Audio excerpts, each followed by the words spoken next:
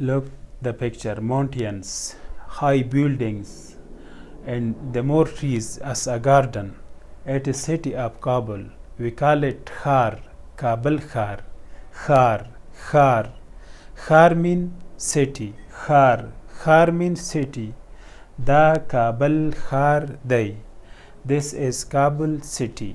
Da Kabul Khar Day. This is Kabul city. Kabul ډیر تاریخي ځایونه لري. Kabul has many historical places.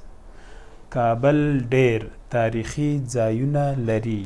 Kabul has many historical places. ډیر mean many. ډیر mean many.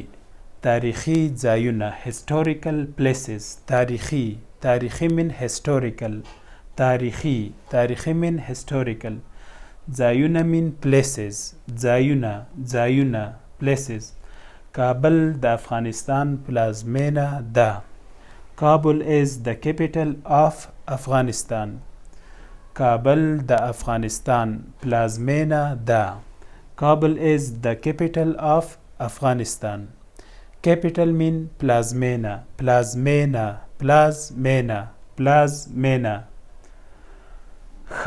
Khar means city. Da Kabul Khar Day. This is Kabul city. Kabul Khar mean Kabul city. Khar mean city. Kabul ډیر تاریخي ځایونه لري.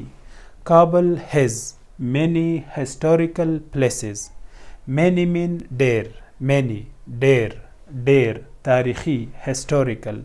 تاریخي. ځایونه mean places. ځایونه. کابل د افغانستان پلازمینه ده. Kabul is the capital of Afghanistan. پلازمینه mean capital. This is Kabul city. دا کابل ښار دی. Kabul city mean کابل ښار. Kabul has many historical places. کابل ډیر تاریخي ځایونه لري. many معنا ډیر. historical تاریخي. یو منی ده بل منی ده. منی معنا ډیر. منی معنا پیسې. Kabul is the capital of Afghanistan. کابل د افغانستان پلازمینه ده. capital معنا پلازمینه. پلازمینه یې مه وایي. مینه نه ده. مینه معنا پوهیږي چې پښتو کې دود دغه ده، لکه خوشحال خان مینه، رحمان بابا مینه، جمال خان مینه، ایوب خان مینه، وزیر اکبر خان مینه. څومره نومونه دي کابل ښار کې په مینه. همدا پلازمینه هم د همدې مینه نه جوړ. درنو ملګرو، پښتو زده کړه فیسبوک پاڼه او یوټیوب چینل سبسکرایب او خوښ کړئ. د نورو ملګرو سره شریک کړئ. غزا نور زما فیسبوک دی او دا هم زما ټویټر او لینکدین.